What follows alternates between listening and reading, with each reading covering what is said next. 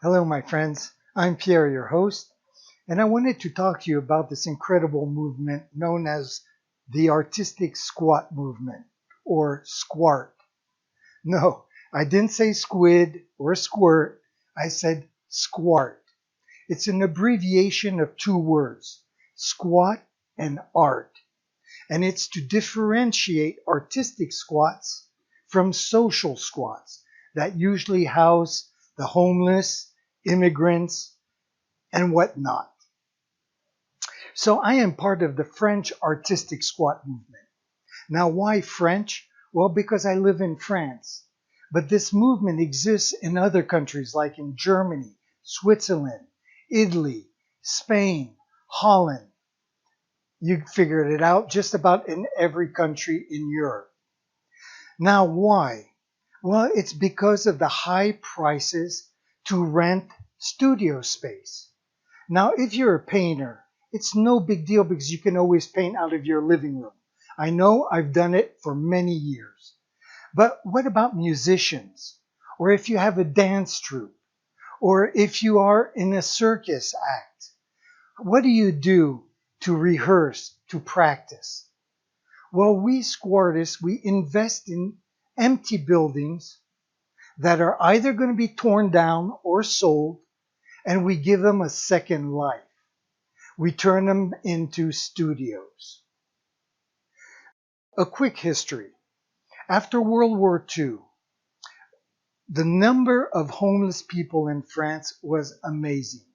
Let's take, for example, D-Day.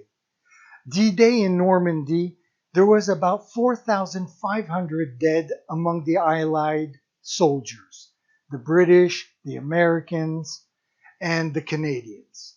4,500. There was more between 50,000 and 150,000 civilians dead. So cities like Caen or Le Havre were totally decimated, leaving hundreds of thousands of people homeless.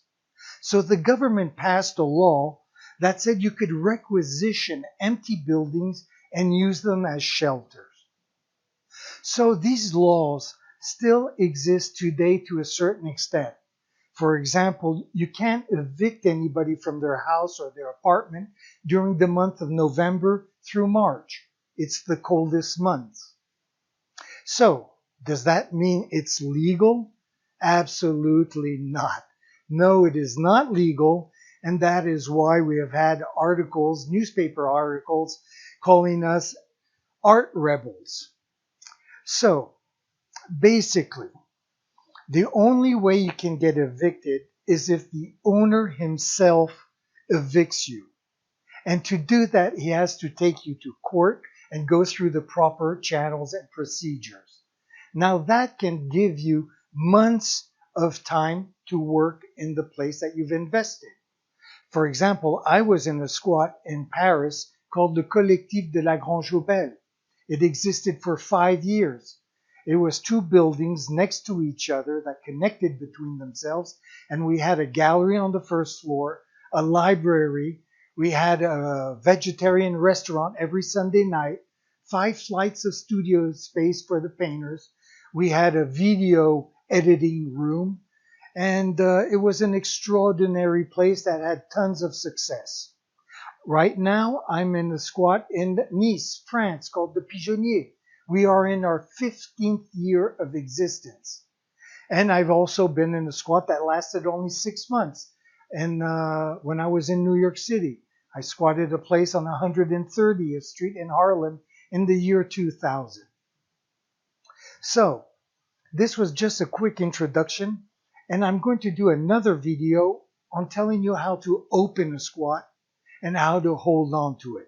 So make sure you subscribe, look for that other video. It's going to be part of a 3-part series as well. So anyways, I want to say thanks for listening and ciao mes amis.